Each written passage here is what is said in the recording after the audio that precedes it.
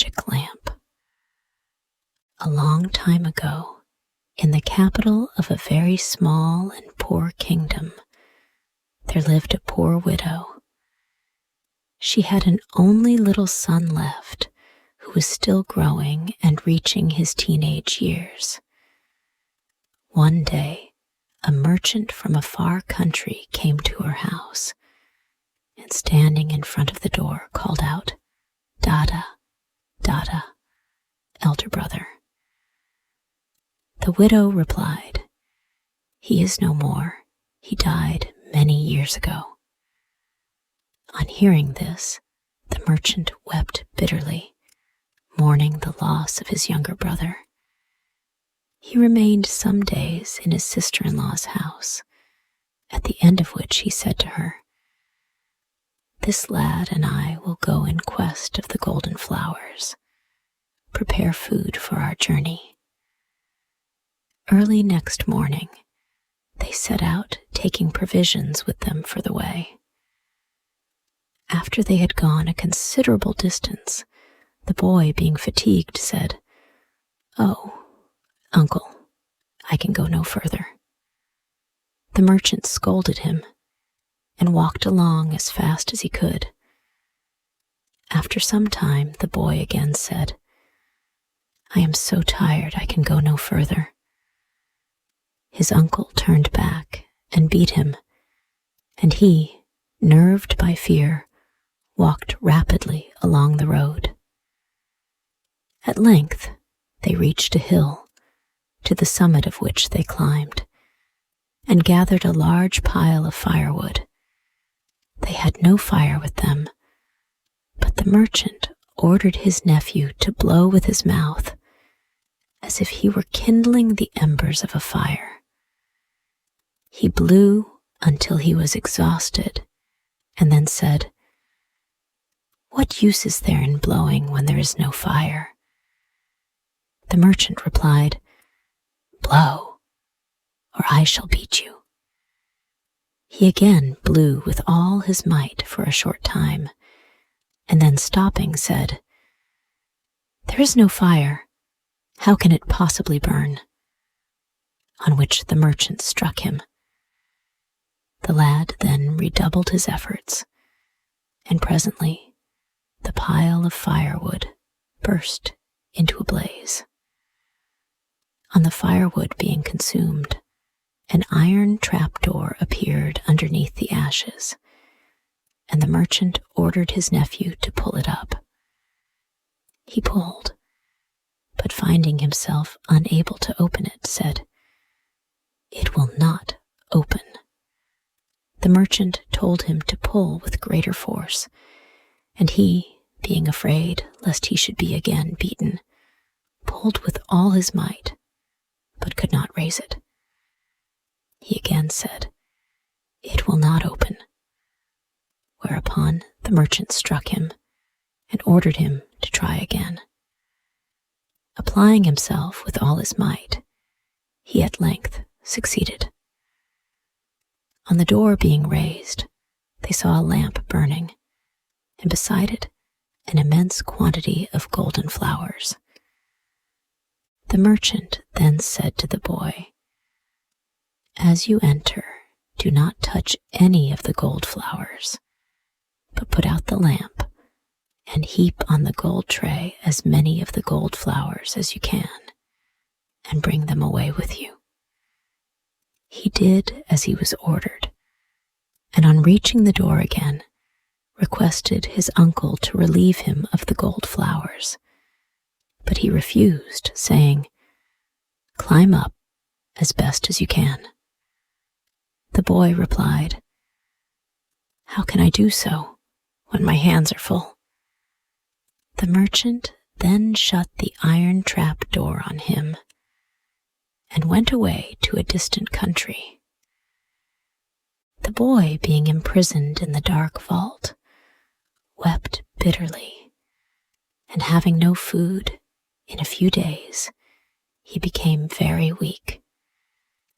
Taking the lamp in his hand, he sat down in a corner, and without knowing what he was doing, began to rub the lamp with his hand. A ring, which he wore on his finger, came into contact with the lamp, and immediately a fairy issued from it and asked, "What is it you want with me?" He replied, "Open the door and let me out." The fairy opened the door, and the boy went home, taking the lamp with him. Being hungry, he asked for food, but his mother replied, "There is nothing in the house that I can give you." He then went for his lamp, saying, "I will clean it and then sell it, and with the money buy food." Taking the lamp in his hand, he began to rub it, and his ring again touching it, a fairy issued from it and said, "What do you wish for?" The boy said, "Cooked rice and uncooked rice." The fairy immediately brought him an immense quantity of both kinds of rice. Sometime after this, certain merchants brought horses for sale, and the boy, seeing them, wished to buy one. Having no money, he remembered his lamp, and taking it up, pressed his ring against it, and the fairy instantly appeared and asked him what he wanted. He said, "Bring me a horse," and immediately the fairy presented to him an immense number of horses. When the boy had become a young man, it so happened that one day the king's daughter was being carried to the ghat to bathe, and he, seeing her palki with the attendants passing, went to his mother and said, "I am going to see the princess." She tried to dissuade him, but he insisted on her giving him permission, so at length she gave him leave. He went secretly and saw her as she was bathing, and on returning home said to his mother, "I have seen the princess, and I am in love with her. Go and inform the king that your son loves his daughter and begs her hand in marriage." His mother said, "Do you think the king will consider us as on an equality with him?" He would not, however, be gainsaid, but kept urging her daily to carry his message to the king, until she, being wearied with his importunity, went to the palace, and being admitted to an audience, informed the king that her son was enamored of the princess, his daughter, and begged that she might be given to him in marriage. The king made answer that on her son giving him a large sum of money which he named, and which would have been beyond the means of the king himself, he would be prepared to give his daughter in marriage to her son. The young man had recourse to his lamp and ring, and the fairy supplied him with a much larger sum of money than the king had demanded. He took it all and gave it to the king, who was astonished beyond measure at the sight of such immense wealth. After a reasonable time, the old mother was sent to the king to request him to fulfill his promise, but he, being reluctant to see his daughter united to one so much her inferior in station, in hope of being relieved from the obligation to fulfill his promise, demanded that a palace suited to her rank and station in life be prepared for her, after which he would no longer delay the nuptials. The would-be bridegroom applied to his never-failing friends, his lamp and ring, and on the fairy appearing, begged him to build a large castle in one night, and to furnish and adorn it as befitted the residence of a king's daughter. The fairy complied with the request, and the whole city was amazed next morning at the sight of a lordly castle, where the evening before there had not been even a hut. The Diwan tried to dissuade the king, but without effect, and in due time the marriage was celebrated amid great rejoicings. On a certain day, some time after the marriage, the king and his son-in-law went to the forest to hunt. During their absence, the merchant to whom reference has already been made arrived at the castle gate, bearing in his hand a new lamp, which he offered in exchange to the princess for any old lamp she might possess. She thought it a good opportunity to obtain a new lamp in place of her husband's old one, and without knowing what she did, gave the magic lamp to the merchant and received a new one in return. The merchant rubbed his ring on the magic lamp, and the fairy obeyed the summons and desired to know what he wanted. He said, "Convey the castle as it stands with the princess in it to my own country." And instantly his wish was gratified. When the king and his son-in-law returned from the chase, they were surprised and alarmed to find that the palace with its fair occupant had vanished and had not left a trace behind. The Diwan reminded his master that he had tried to dissuade him from rashly giving his daughter in marriage to an unknown person, and had foretold that some calamity was sure to follow. The king, being grieved and angry at the loss of his daughter, sent for her husband and said to him, "I give you 13 days during which to find my daughter. If you fail, on the morning of the 14th, I shall surely cause you to be executed." The 13th day arrived, and although her husband had sought her everywhere, the princess had not been found.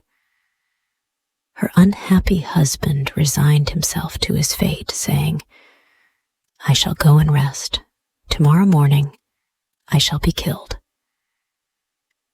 So he climbed to the top of a high hill and lay down to sleep upon a rock. At noon, he accidentally rubbed his finger ring upon the rock on which he lay, and a fairy issued from it, and awaking him, demanded what he wanted. In reply, he said, "I have lost my wife and my palace. If you know where they are, take me to them." The fairy immediately transported him to the gate of his castle in the merchant's country, and then left him to his own devices. Assuming the form of a dog, he entered the palace, and the princess at once recognized him. The merchant had gone out on business and had taken the lamp with him, suspended by a chain round his neck. After consultation, it was determined that the princess should put poison in the merchant's food that evening. When he returned, he called for his supper, and the princess set before him the poisoned rice, after eating which he quickly died. The rightful owner repossessed himself of the magic lamp, and an application of the ring brought out the attendant fairy who demanded to know why he had been summoned. Transport my castle with the princess and myself in it back to the king's country, and place it where it stood before, said the young man. And instantly the castle occupied its former position, so that before the morning of the 14th day dawned, not only had the princess been found, but her palace had been restored to its former place. The king was delighted at receiving his daughter back again. He divided his kingdom with his son-in-law, giving him one half, and they ruled the country peacefully and prosperously for many years. And now this story ends. Hey, thank you so much for listening to the whole story. If you liked this story and want to thank me for creating this story, then you can buy me a cup of tasty coffee. Just join our YouTube channel and be an official member of our family to support us for making even more interesting story videos for you every day. You know, it takes a lot of effort, research, and money to find and buy premium contents, and to writing, creating, editing, organizing, and publishing every single video, which could melt your hearts or could be one of the most interesting stories of all time. So, hit the like button to save this video. And most importantly, subscribe to our YouTube channel to learn English by watching super interesting English stories every day. Thank you.